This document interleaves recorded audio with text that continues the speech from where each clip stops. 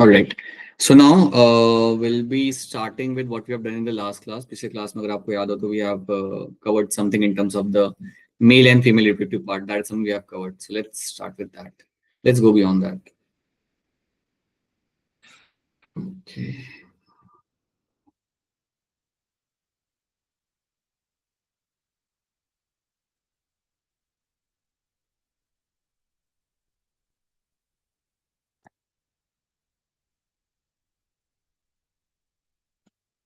All right, so we have solved some questions in the last class. We did some questions over here. अच्छा, before we start the class, just quickly tell me, like class का pace जैसा चल रहा है वैसा आपको चलेगा या आपको थोड़ा slow करना है, fast करना है? Just let me know if there's some question from your side. If there's something you want to tell me.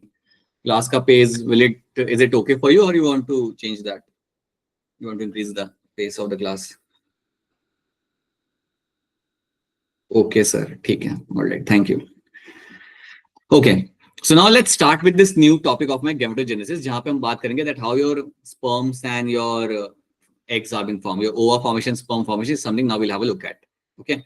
So let's talk about my sperm formation. That is going to be my spermatogenesis. So let me give you some brief idea over here. So what you find within the testes, what do you will get to see? Now, when you see the testes, within the testes, what you get to see? That you have some cells, you call them as spermatogonia. So testes के अंदर you will have some cells, you call them as a spermatogonia. So spermatogonia are the cells you will be finding within the testes. Now these cells are going to be diploid cells. ये जो मेरे यहाँ पे cells होते हैं, मेरे यहाँ पे diploid cells होते हैं. So these cells are going to be diploid cells, right? Now what will be happening with this cells? With this cells. So initially क्या होगा? You have a large number of cells within the testes, and as soon as a boy hits a puberty, जैसे ही एक boy puberty hit करता है at the age of 12 or 13 years of age, what will happen? The process of my sperm formation will start.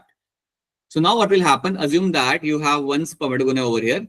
This will grow in size, and now it will be called as my primary spermatocyte. So आपका यहाँ पे spermatogonia होगा.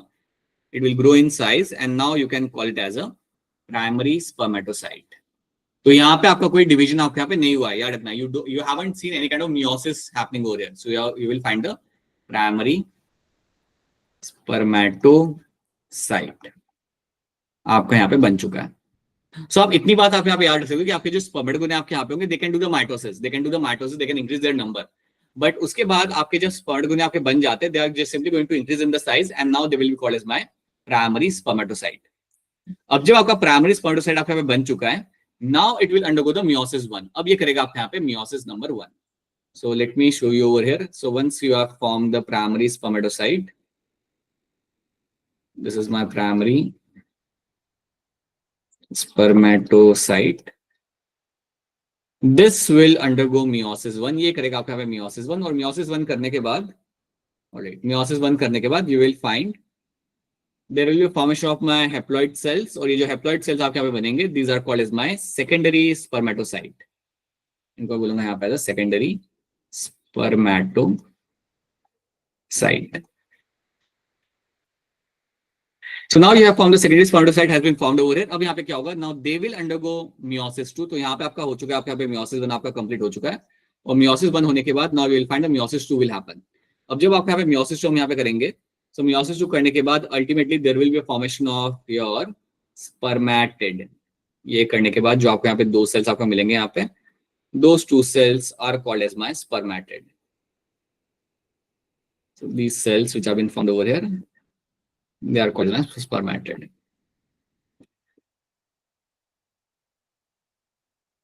Now there's one thing you have to know कि आपका meiosis 1 आपने यहाँ पे कर लिया, and then you did the meiosis 2. तो meiosis 1 आपने पहले यहाँ पे किया, then you did the meiosis 2, और meiosis 2 खत्म करने के बाद आपके यहाँ पे spermatid आपके यहाँ पे बन के आपको मिल चुके हैं. जनरली आपका क्वेश्चन ये आता है कि आपका spermatogenesis के अंदर आपका meiosis स्टार्ट कहाँ से होता है? तो आपको याद रखना है, आपका meiosis स्टार्ट होगा आपके प्राइमरी spermatocyte से. आपका प्राइमरी spermatocyte से आपका meiosis 1 स्टार्ट, वहां से आपका meiosis स्टार्ट होगा. पहले आपका meiosis 1 होगा, you will get your 2 spermatocyte are been formed, and those two secondary spermatocyte are been formed, और आपके जब secondary spermatocyte आपके बनेंगे, they will undergo my meiosis 2 and will give rise to my spermatid.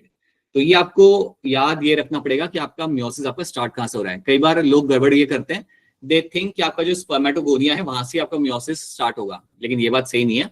आपका जो spermatogonia है, it will just divide, increase number, और जब इसका साइज यहाँ पे बढ़ेगा, that will be called as my primary spermatocyte. तो इतनी बात याद रखना, स्पर्मेटोगोनिया से आपका मियोसिस आपके यहाँ पे स्टार्ट नहीं होता। अब यहाँ पे आपको जो स्पर्मेटिड यहाँ पे आपको दिख रहे हैं, दे don't look like a sperm. ये जो आपको यहाँ पे 4 स्ट्रक्चर आपको बना के रखे हुए हैं यहाँ पे, they don't look like a sperm.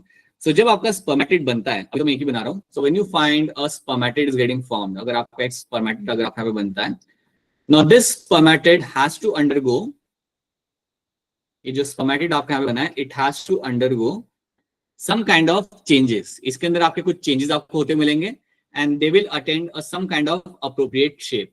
तो आपका ये जो स्पर्मेटिड है, it will now later on will look like a more like a sperm. इसका एक जैसा शेप होना चाहिए एक स्पर्म का, वैसा आपको होते हुए मिलेगा। और ये जो इवेंट आपका यहाँ पे हो रहा है, ये जो प्रोसेस आपका यहाँ पे हो रहा है, this process is called as my spermiogenesis, right. जब आपके स्पर्मेटिड को आपने कन्वर्ट किया इनटू योर स्पर्मेटोजोआ, स्पर्मेटोजोआ में जब आपने इसको यहाँ पे कन्वर्ट किया, this process over here is called as my spermiogenesis. इस प्रोसेस को हम यहाँ बोलते हैं एज स्पर्मियोजेनेसिस, स्पर्मियोजेनेसिस। तो ये बात आप यहाँ पे मत भूलना कि स्पर्मियोजेनेसिस आप यहाँ पे क्या होता है, when your spermatid will convert into my spermatozoa, this process will be called as my spermiogenesis. तो ये चीज आपको यहाँ पे याद रखनी है। एक बार आपका स्पर्मेटोजोआ बन गया, now you have actually formed a well defined sperm, मतलब आपका स्पर्म का जो शेप होता है उस टाइप का आपका स्पर्म आपका बन चुका है। तो we are done with this. तो इतनी चीजें हमने यहाँ पे कर ली। अब स्पर्मेटोजोआ बनने के बाद ये आपको वहां पे खड़ा नहीं रहेगा, इसको आपको वहां से निकालना है। So it will now, everything is happening where, everything is happening in my seminiferous tubule. So now my spermatozoa has to be released from the seminiferous tubule। तो आपको याद रखना है कि आपने बना लिया, लेकिन इसको आपको पूरे टाइम तो वहां पे नहीं रखना, आपको रिलीज करना है। So my spermatozoa will be released from the seminiferous tubule। My spermatozoa will be released from seminiferous tubule। इसको हम सेमिनिफेरस ट्यूबुल में से रिलीज करेंगे, और जब इसको वहां से निकाल रहे होते, रिलीज कर रहे होते हैं, इस प्रोसेस को हम बोलेंगे यहाँ पे ऐसा, this process is called as my spermiation. This process over here will be called as my spermiation. तो इस प्रोसेस को हम बोलेंगे यहाँ पे एज अ स्पर्मिएशन। तो ये चीज आपको यहाँ पे याद रखनी है कि स्पर्मिएशन आपके यहाँ पे क्या होता है, spermiation is a step where I will finding कि मेरा स्पर्मेटोजोआ को मैं रिलीज कर रहा हूँ मेरे यहाँ पे सेमिनिफेरस ट्यूबुल से। If I am doing that, this process then called as my spermiation. तो आपको पता है यहाँ पे याद कर रखना है, you have to be very clear कि आपका क्या होता है spermiogenesis and what is my spermiation. ये आपके सामने सवाल आते हैं, कई बार आपके सामने सवाल आता है। स्पर्मियोजेनेसिस में याद रखना, your spermatid is getting converted into my spermatozoa, इसको हम बोलेंगे यहाँ पे एज अ स्पर्मियो। और जब आपके स्पर्मेटोजोआ बन गए, उनको आप वहां पे पूरे टाइम के लिए रखोगे नहीं, you will release them from the seminiferous tubule, और उस इवेंट को हम बोलते हैं यहाँ पे एज अ स्पर्मिएशन। सो ये this two process are very important to be understood. ये दोनों प्रोसेस को आपको यहाँ पे बहुत क्लियरली आपको यहाँ पे याद रखना है। This is what you find happening with your sperm formation. तो इतनी चीज पहले आप यहाँ पे याद रखो। Now let's try to understand few things. तो पहले आप यहाँ पे देख लो इस पिक्चर को, अगर आपको ये पिक्चर अगर आप देख पा रहे हो, देन सी दैट स्पर्मेटोगोनिया आपका नंबर इंक्रीज करेगा, right, and then it will grow in size and will be called as my primary spermatocyte. ये करेंगे अपने यहाँ पे पहला meiotic division, will give you my secondary spermatocyte. Secondary spermatocyte will undertake the meiosis too and will give me my spermatid। अब spermatid का shape बिल्कुल भी sperm जैसा होता नहीं है initially, they has to undergo some kind of differentiation। कुछ उनके अंदर metamorphosis आप करोगे and then you will have a well defined spermatozoa are been formed। और जब आप spermatozoa बनाते हो, इस प्रोसेस को हम बोलेंगे यहाँ पे as a spermiogenesis। So याद रखना, what is my spermiogenesis? Spermatid getting converted into my spermatozoa, that is my spermiogenesis। Okay, so this is what you find happening over here। ये चीज आपको यहाँ पे होते हुए मिल रही है। So this is the story of my spermatogenesis। Please भूलना मत कि हम ये कहाँ पे कर रहे थे, where we were doing this event, आपका हो कहाँ पे रहा था। You should be very much clear with that। और ये सब करने के लिए you need some hormones। बिना hormones के ये सब हो नहीं सकता। So now let's understand one thing very clearly on the right hand side। एक चीज आप यहाँ पे सब लोग याद रखना। You will find there is something called as my hypothalamus। You will have something like your hypothalamus, right, within your brain, and this hypothalamus is known to release one hormone called as my GnRH, gonadotropin releasing hormone, जिससे आप सब लोग वाकिफ हैं। अब GnRH जब आपका आ रहा है हाइपोथैलेमस में से, ये जाके किसी को कुछ बोलेगा तो मेरा जीएनआरएच जाके बोलेगा मेरे यहाँ पे पिट्यूटरी ग्लैंड को. सो याद रखना, the pituitary gland you have, तो पिट्यूटरी ग्लैंड जो आपको यहाँ मिलेगी, the pituitary gland will have two parts. It will have the anterior part and will have the posterior part. So pituitary gland will have the anterior part and will also have the posterior part. अब जो आपका anterior part आपके यहाँ पे जो होता है, this is the one which is going to release my LH and FSH. ये आपका रिलीज करेगा आपके यहाँ पे follicle stimulating hormone and your luteinizing hormone. ये दो हार्मोन आपके आ रहे होते हैं from the anterior part of my pituitary gland. तो ये चीज आपको याद रखनी है. और कौन बोलेगा इन्हें यहाँ पे रिलीज करने के लिए? The answer is going to be my GnRH. तो बेसिकली जीएनआरएच मेरा आ रहा है हाइपोथैलेमस में से, it will go and tell the interior part कि आप रिलीज करिए एलएच और एफएसएच को. ये दो हार्मोन मेरे लिए यहाँ पे सुपर इंपॉर्टेंट है. इनके वजह से मेरा यहाँ पे स्पर्मेटोजेनेसिस स्टार्ट होता है in the males once they hit the puberty.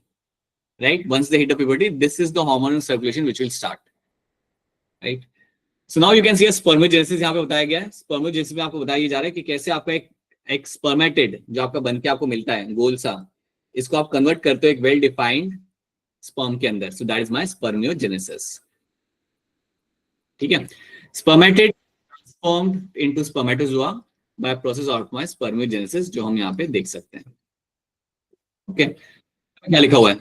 After spermiogenesis the sperm head become embedded in the cell and are finally released from the seminiferous tubules. आप स्पर्म हेड को हम लगाते हैं सर्टुली सेल के अंदर और उससे वहां से रिलीज करते हैं from the seminiferous tubule. I think someone has a question. Military school Sangrur, बताइए क्या सवाल है आपका?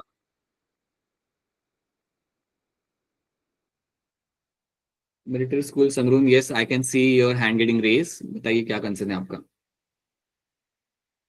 Just wait a minute,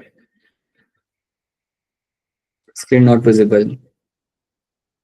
right, Naveen sir क्या आप हैं हमारे साथ अभी यहाँ पे? नवीन सर.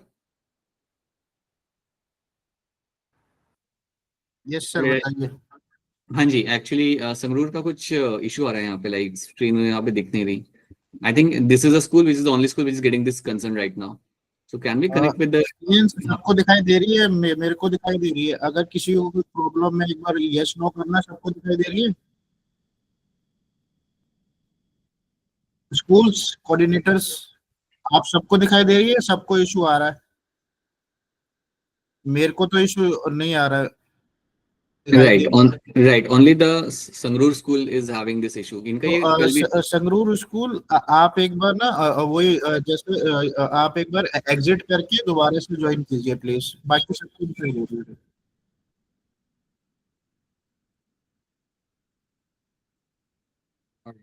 ये आई थिंक ये स्कूल का लास्ट कल के क्लास में भी कंसर्न आ रहा था. So I think later on will try to connect with their या coordinator in that case what is happening. ठीक है.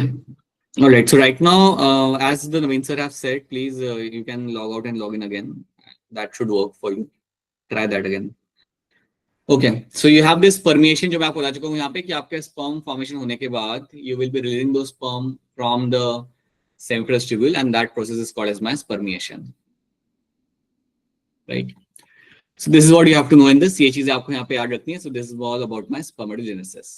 ठीक है. अब यहाँ पे उन हार्मोन्स की बात की जा रही है जो मैंने आपको अभी बताया था. या वो हाइपोथैलेमिक हार्मोन जीएनआरएच जो आपको यहाँ पे आएगा and will go and tell the adenohypophysis that is my anterior pituitary to release my LH and FSH.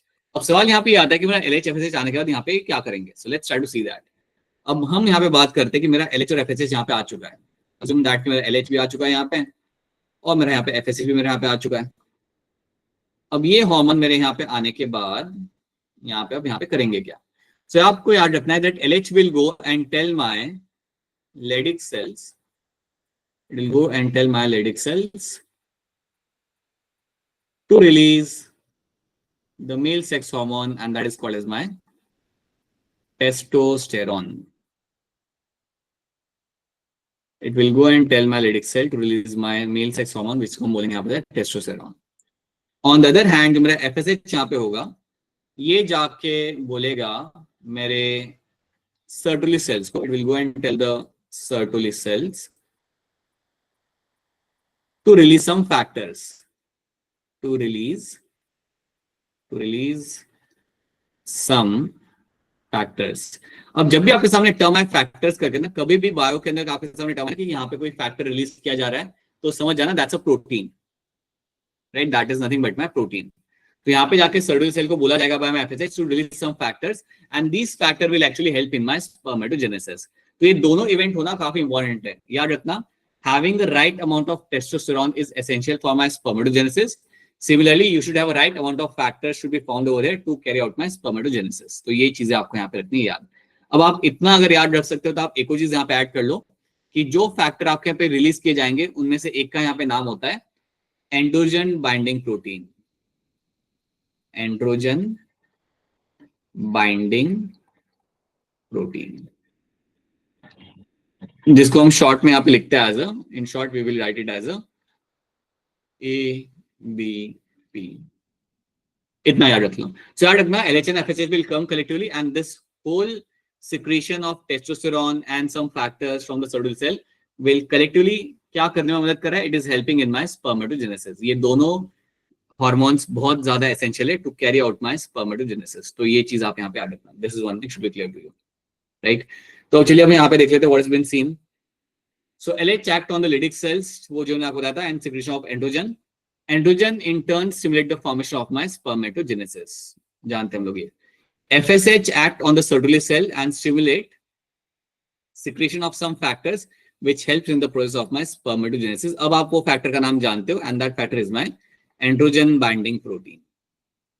ठीक है, तो ये बातें आपको यहाँ पे रखनी है याद in terms of my all the hormones and the roles they will be playing over here। That is a structure of a sperm.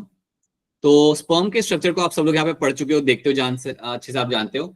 You have a acrosome. Now acrosome is known to have a large number of enzyme, right. Acrosome is known to have a group of enzyme. So इसके अंदर आपको कई सारे enzymes आपको यहाँ पे मिल जाएंगे and those enzymes are known to digest the outer coverings of the ova. आपके ओवा की जो आउटर कवरिंग आपकी होती है उसे डाइजेस्ट करने में एंजाइम्स आपके मदद करते हैं। अब याद रखना ये जो एक्रोसोम होता है, एक बात आप याद रखना कि एक्रोसोम आपका बनाया कैसे जाता है, या एक्रोसोम बनाने के लिए आपका कौन सा ऑर्गेनेल का इस्तेमाल किया जाएगा। So you should know that it is my Golgi apparatus which is been used. So Golgi body जो आपकी होती है, इसकी मदद से आप बनाते हो आपका यहाँ पे acrosome. Using this will be forming the acrosome. The Golgi body is something which will be used to form my acrosome. So Golgi body जो होती है इसकी मदद से हम एक्रोसोम बनाते हैं। Acrosome is a bag of enzymes. Acrosome is a bag of enzymes और इन एंजाइम की वजह से you are going to break down the membrane, outer membrane of the ova. Nucleus आपको मिलेगा आपके हेड के अंदर। So head will have the nucleus, that's one thing you have to know, it will have the nucleus. You will have a centriole. अब ये centrioles याद रखना, आपको जो यहाँ पे सेंट्रियोल्स मिल रहे हैं, the centriole you are finding in the neck area के अंदर। ये आपका नेक वाले, let me use a different colour, आपको दिखेगा नहीं यहाँ पे। This will be my neck वाला एरिया यहाँ पे। नाउ दिस नेक वाला area will have some centrioles और इन सेंट्रियोल्स को हम बोलते हैं यहाँ पे, this centrioles over there are called as my proximal centrioles। You call them as a proximal centrioles।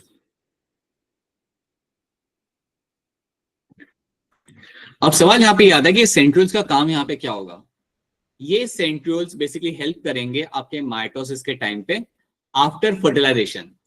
After fertilisation आपका जब माइटोसिस होगा, देखो आपका मेल गैमेट आया, फीमेल गैमेट आया, दोनों ने फ्यूज किया, आपका जायगोट बन गया। जायगोट बनने के बाद जो आपका पहला माइटोसिस होगा, या जायगोट बनने के बाद आपका माइटोसिस आपका चालू होगा, वो करने के लिए सेंट्रियोल्स आपके यहाँ पे मदद करेंगे। सो ये बात याद रखना, proximal centrioles will have a role to be played and the role is going to be right mitotic division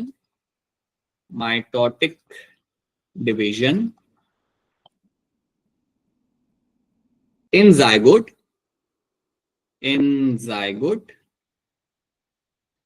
after fertilization। mitotic division in zygote obviously after, वो तो समझ आ रहा है कि फर्टिलाइजेशन के बाद ही zygote बनेगा, तो वो करने के लिए आपका ये सेंट्रियोल्स का इस्तेमाल किया जाएगा। तो ये बात याद रखना, बिकॉज zygote बनने के बाद आपको माइटोसिस चालू करना पड़ेगा वहां पे, and to make that happen you need this centrioles.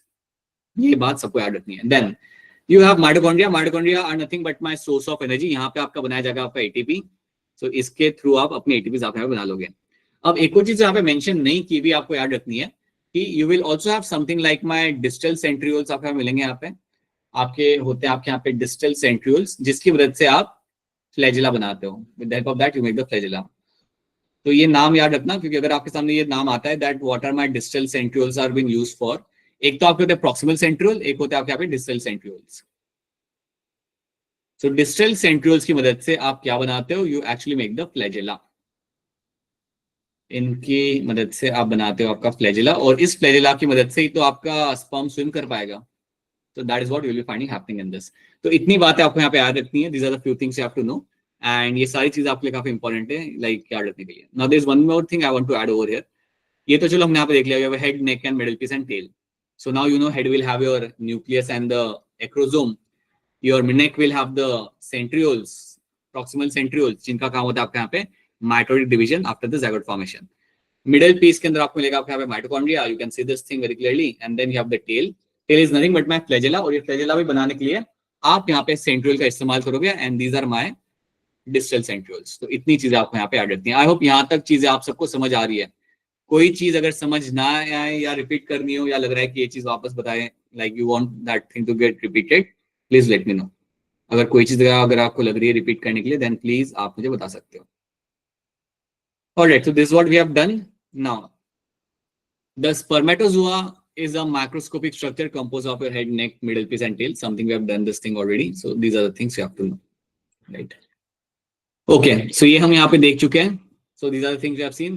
Spermatozoa will have the elongated nucleus. It will have head is covered by a cap-like structure called my acrosome, which is a bag of enzymes. Acrosome contain numerous enzymes like my protease, acid phosphatase, hyaluronidase. ये सारे वो enzymes के नाम हैं. That helps fertilization of the ovum. Okay. Middle piece has a numerous mitochondria which produce energy for the movement of the tail, and sperm motility is essential for my fertilization. So these are the things you are familiar with. So हम इसे multiple times देख चुके हैं. So I hope now this is something which is clear to all of you. अब हम यहाँ पे कुछ और चीजें देख लेते हैं. After at a human male ejaculates around 200 or 300 million sperms during the coitus. So human male जो आपको यहाँ पे होता है, it is going to ejaculate around 200 to 300 million sperms during the coitus.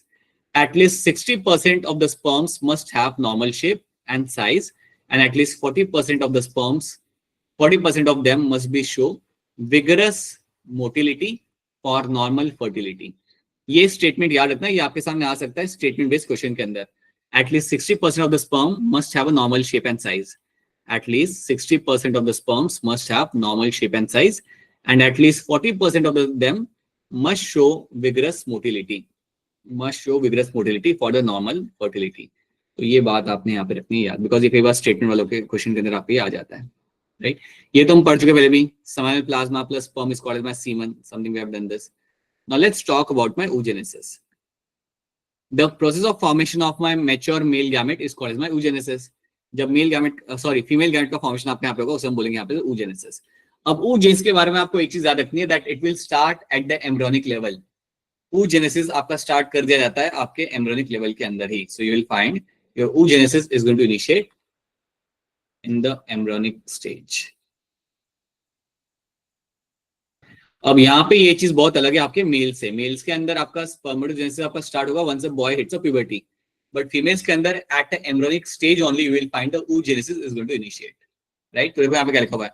Oogenesis is initiated during the embryonic development when a couple of millions of gametes of mother cells, oogonia, are formed within each fetal ovary and do not multiply there after that. तो अब ये मान लो कि let's say embryonic stage पे हमने बना लिए यहाँ पे हमारे 2 million oogonia. यहाँ पे 2 million oogonia हमने यहाँ पे बना लिया. ठीक है, so we have made 2 million oogonia at the embryonic stage. सारे के सारे डिप्लॉयड होंगे. ओके, अब अज्यूम दैट कि डेवलपमेंट हुआ एम्ब्रियो का, फीटस बना और बर्थ हुआ बेबी का. So when you have a baby girl child which has born, she already has 2 million oogonia. Right, और याद रखना एक बार ये बन गए, इससे ज्यादा ऐड नहीं करते आप. एक बार वो बन गए बस उतना ही है, उतना ही रहेगा पूरे लाइफ टाइम के लिए. उतने ही आपके oogonia वहां पे रहेंगे, इससे एडिशन आपके यहाँ पे ऐड नहीं होगा. ठीक है, अब मैं वापस पीछे जाता हूँ और आपको बताता हूँ कि एम्ब्रियोनिक स्टेज पे क्या हमने क्या किया. We have made 2 million oogonia have been formed which are my diploid in condition. अब इसके बाद आप यहाँ पे क्या होता है, let's see that. See once you have formed this 2 million oogonia, so assume करो कि आपके बहुत सारे oogonia आपके यहाँ पे बन चुके हैं. So you have formed, or oogonia has been formed, or oogonia are going to be diploid in nature. Now these oogonia will initiate your meiosis 1. याद रखना oogonia जो होते हैं यहाँ पे, they will initiate the meiosis 1. ये लोग start करेंगे आपके यहाँ पे meiosis 1. So they are going to initiate meiosis 1, meiosis 1, और meiosis 1 को स्टार्ट तो करेंगे लेकिन खत्म नहीं करेंगे, and will get arrested at the prophase 1 stage, and will get themselves arrested at prophase 1 stage. So prophase 1 stage के ऊपर ये जाके आपके यहाँ पे अरेस्ट हो जाएंगे. तो आपको याद रखते हैं कि आपके जो ओगुने आपके यहाँ पे थे, इन्होंने स्टार्ट किया मियोसिस 1, बट ये लोग रुक गए कहाँ पे जाके, they got arrested at a prophase 1 stage के ऊपर. अब ये बात आप ऑलरेडी आप जानते हो, but I am still repeating those things so that you can remember those things. तो प्रोफेज 1 के अंदर ये लोग जाके आपके यहाँ पे रुक गए. अब आप ये याद रखना कि जब बेबी का बर्थ होता है, when the girl child is born, all the oogonia are in the prophase 1 stage, right? All these oogonia are in the prophase 1 stage, and they are called as my. Now these oogonia are no longer called as my oogonia. You are going to call them as a primary oocyte.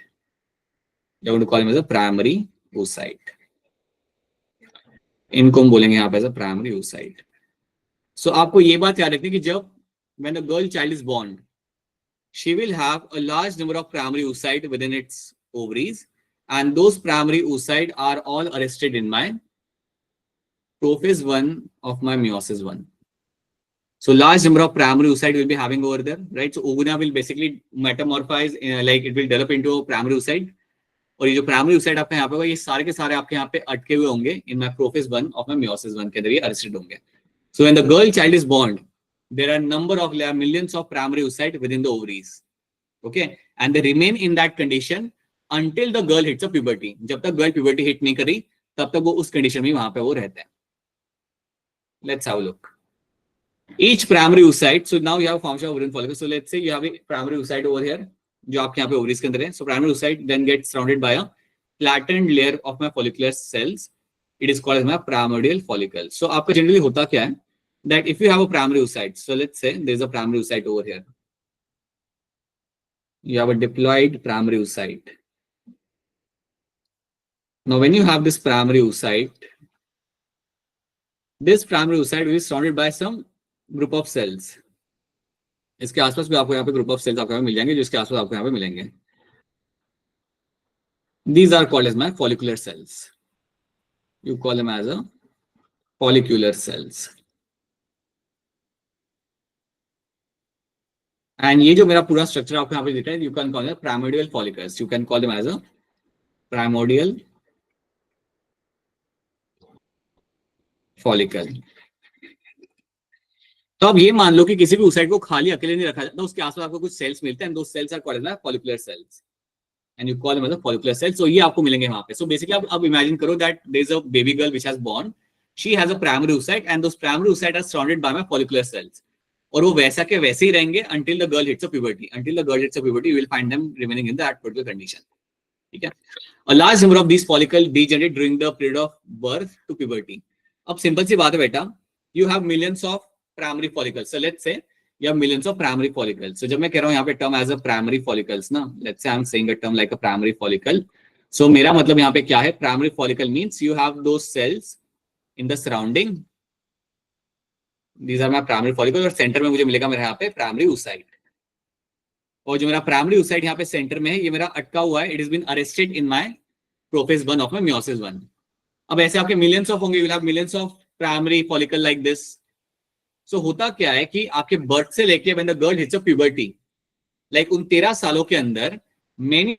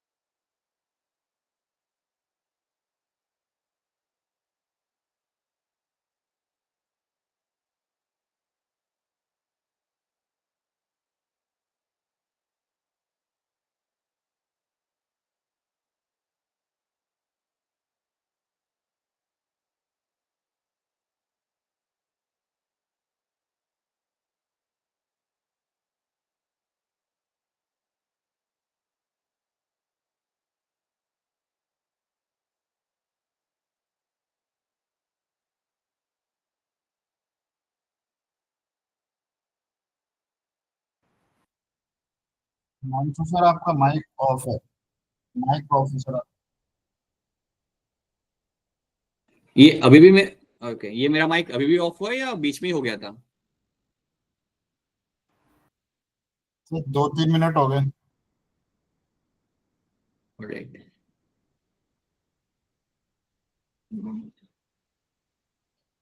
Just wait a minute.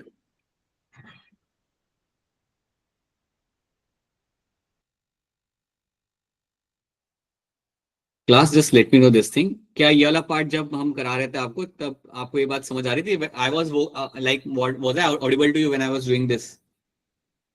Yes या no आप बता सकते हो chat के अंदर, जब हम वो बुनियाद से हमारे यहाँ पे बता रहे थे that it will from the primary side, were you able to?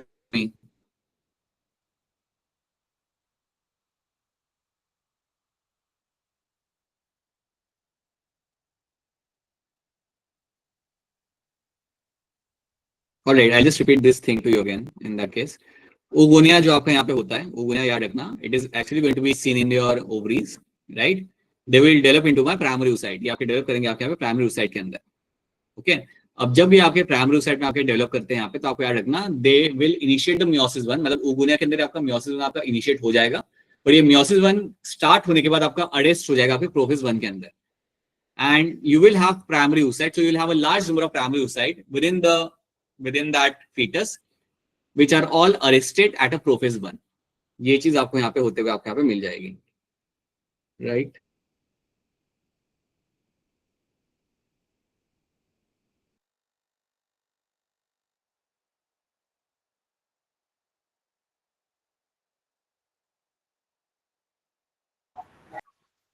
आगे। Do we have anyone else who is joined from the Avanti ID?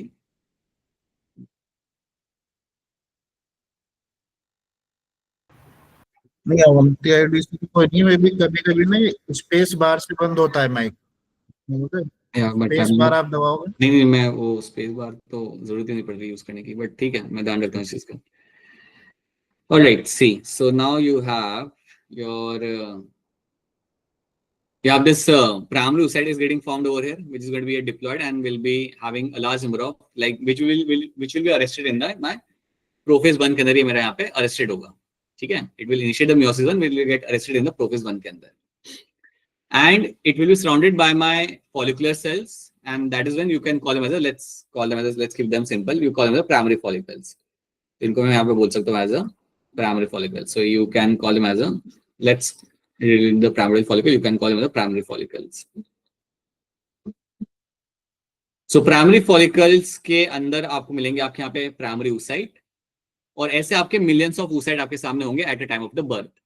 But मैं आपको यहाँ पे ये बता रहा हूँ that from the birth to the puberty most of them will die, majority of them will end up dying, so you will ultimately have 60,000 to 80,000 follicles are left in each ovary, so majority of them will end up dying over there, और सिर्फ इतने ही आपके रह जाते हैं जब puberty hit करता है ओवरी के अंदर। Now we decided to solve some question, तो एक का तो आपने यहाँ पे आंसर बता दिया।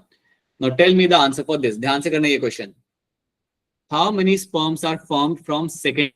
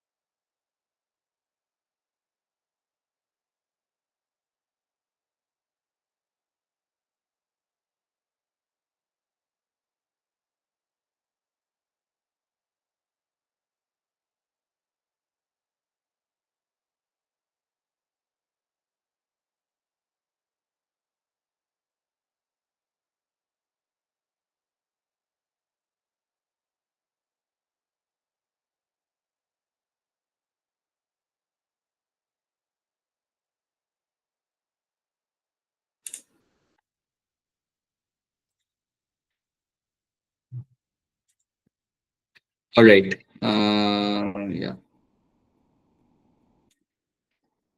चलो, so you will find in this अच्छा एक काम कर,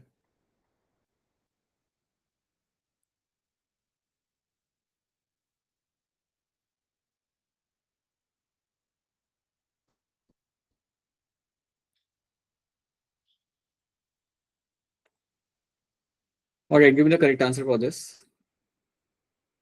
अच्छा, you have given me the answer, it is my, so at the end of the first metric division the male germ cell will differentiate into what? So आप लोग यहाँ पे जो आंसर दे रहे हो,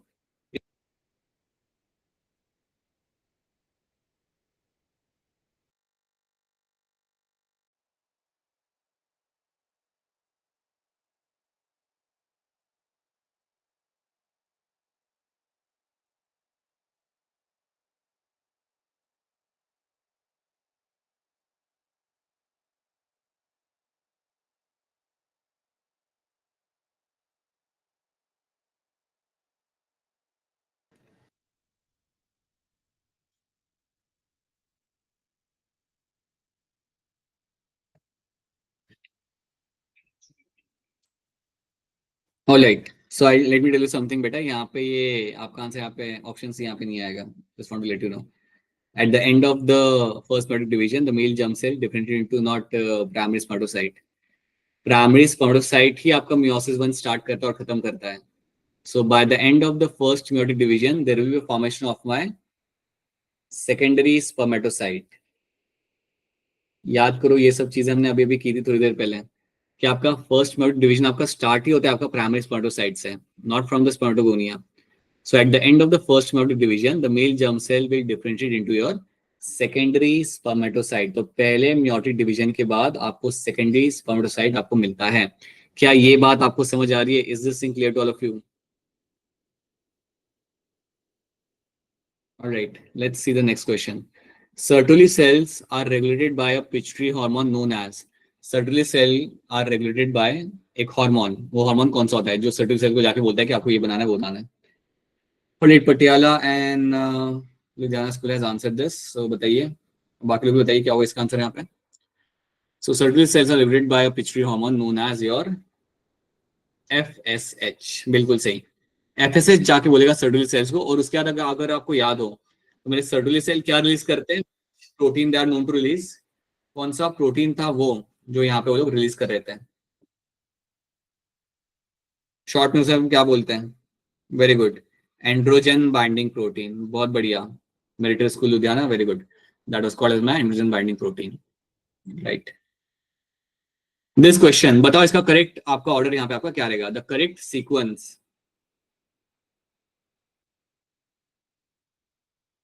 the correct sequence of spermatogenic stage leading to formation of sperm in the matured human testes क्या रहेगा? ऑलराइट, आप लोग का यहाँ पे आंसर आ रहा है, सब लोगों ने यहाँ पे आंसर कर दिया फटाफट. And yes, it is going to be your spermatogonia से स्पर्मेटोसाइट, स्पर्मेटोसाइट से spermatid, and then from there sperm. So yes, option A becomes my correct answer. This over here will become my correct answer. Yes. Which of the following statement about human sperm is going to be correct? ये हम बाद में देखते हैं, because I have to tell you one thing in this. ये वाला करके देखते हैं. This one. Which of the following cell during gametogenesis is normally diploid? इनमें से कौन सा सेल आपके यहाँ पे होगा जो आपका यहाँ पे normally आपका diploid होगा? Which of the following cell is going to be normally diploid? कर सकते हो, ये भी आसान सवाल ही है. किसका आंसर यहाँ पे डी आ रहा है, किसका ए आ रहा है?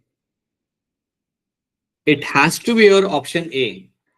बिकॉज स्पर्मेटोगोनिया आपके हमेशा आपके डिप्लॉयड होते हैं, याद रखना, स्पर्मेटोगोनिया आपके हमेशा डिप्लॉयड होंगे.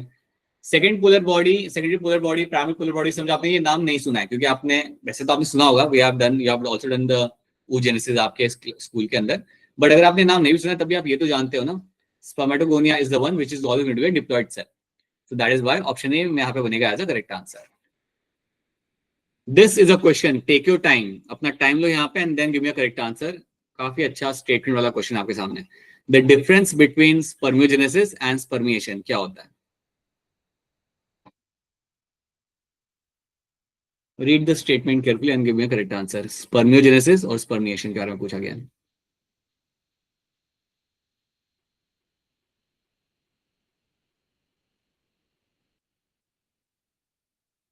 All right, Talwara has given me an answer. Then Ludhiana has also given me an answer.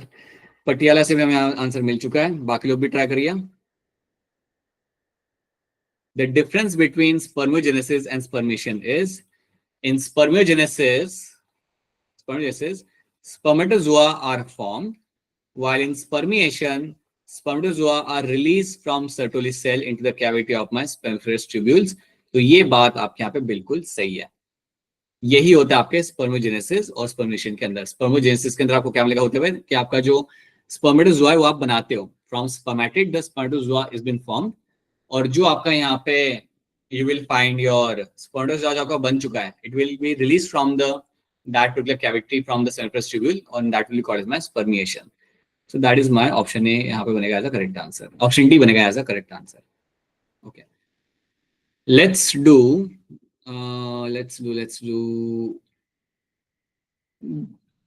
This question. ये वाला मुझे यहाँ पे क्वेश्चन करके बताओ. ये this one, thick muscular layer dash muscle constitute middle layer of the uterus. इनमें से कौन सी आपके यहाँ पे होती है जो आपकी बनती है यहाँ पे मिडिल लेयर. सो आपकी जो मिडिल लेयर होता है आपकी यूट्रस की, that will be what.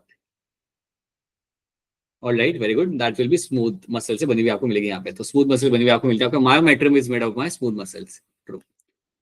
Uterus is commonly called as what. Uterus will be commonly called as what. Last question कर लेता हूँ यहाँ पे and the remaining question will be your homework.